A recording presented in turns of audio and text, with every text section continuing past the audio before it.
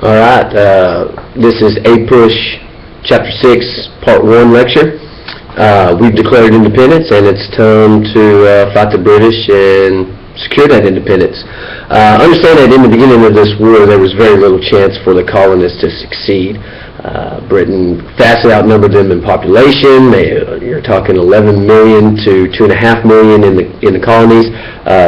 The British had tremendous access to wealth down from their sugar islands in the South Atlantic system. They had the largest standing army in the world, 48,000 men, and much more than the colonists would ever bring to the war. They also had the aid of powerful Indian tribes there in the colonies, and they had the aid of loyalists, of which many American colonists remained loyal to Britain throughout the war. Colonies had several weaknesses. Among them was no central government. They also had very little wealth. They had no tax source. They couldn't force the states to be taxed because the states were very independent. They were only loosely united.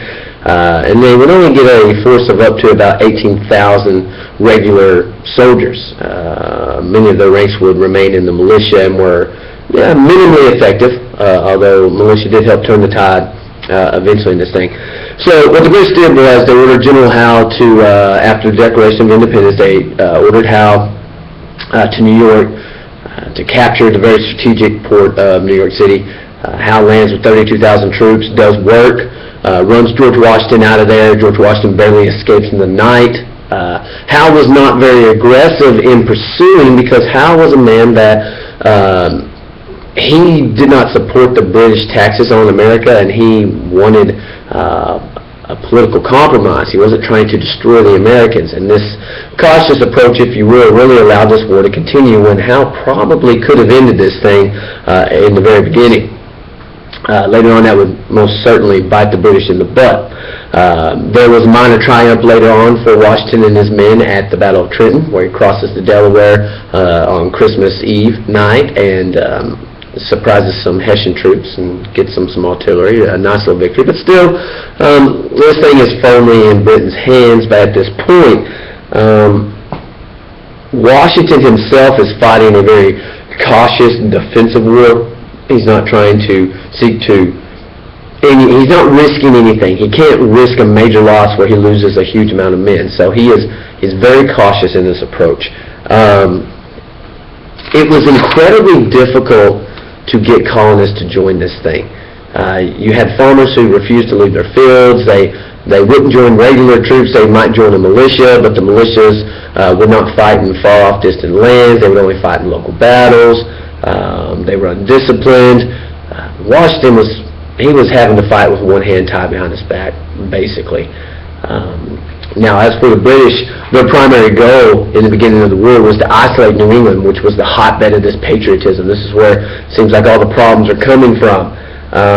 However, along the course of the early parts of the war, there was a Battle of Saratoga, which was a turning point in the war. You had General Burgoyne, and he's this British lord who's used to easy living. He thinks it's an easy war, so he allows his supply lines to be strung out. They get stuck in the mud, surrounded by patriot militiamen. They're forced to surrender, 5,000 men. And what this does, it shows the French. This is the importance of Saratoga. It shows the French that the Americans do have a chance, and so this helps American diplomats secure a French alliance, which is without a doubt the turning point in the war. There were several social and financial perils of this war. Britain enacts a successful blockade off the coast, which is going to drive up prices for the Americans and cause a lot of starvation and stuff. American troops, they're pleading for cloth from the American women. The American women really step up. They're at home sewing, trying to keep their men in clothing, which sometimes didn't happen. There were American troops without shoes at many times. But it also gave the women who are farming for their husbands who are gone, gave them a sense of autonomy, and it showed them that, hey, we can kind of do all the things the boys can do. So in a way, it advances women's rights. This is a time period where Disorderly troops, both Patriot American troops and British troops, sometimes did bad things to women and civilians. There was raping, there was looting, there was burning that went on. This war is not fought in some foreign shore. It's fought right here on our doorstep. The war divided many farm communities. There were a lot of loyalists and a lot of patriots, and these two did mean things to each other the whole time. Lifelong friends stopped being friends over this war. They did physical damage to each other. Now, Congress has to find a way to pay for this war, but they can't tax the states, so about the only thing they can do is create paper money. The paper money is pretty much worthless, so that's not going to work out for them real well.